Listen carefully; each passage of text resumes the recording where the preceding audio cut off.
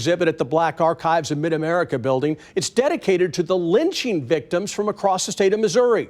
Today, the group held a funeral procession for one of those men, Levi Harrington. He was lynched 139 years ago in the West Bottoms. KCTV5's Leslie Aguiar has his story.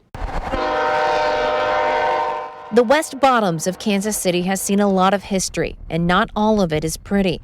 Back when the area looked like this, a black man named Levi Harrington was murdered by an angry mob, blaming him for a murder he didn't commit. He didn't do it. He wasn't even close by, but he was a lone black man, so he got charged with that, and they decided to victimize him, to make an example out of him. They knew he hadn't done it. Harrington was hung from a bridge. As his body hung there, then they had target practice, and they just shot bullets into his body. Today, members of the Community Remembrance Project of Missouri gathered soil from the area Harrington was killed to display in the new exhibit. The story is in the soil. This room holds really a sacredness about it because the jar is not yet collected, but we know that these lynchings took place.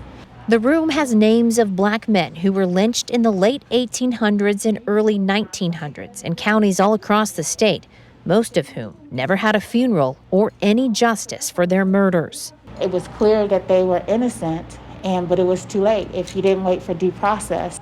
The goal of the project is to spread awareness and start conversations about reconciliation. To acknowledge the racial murders did happen, and then to somehow reclaim the humanity of those people who were victims of murder.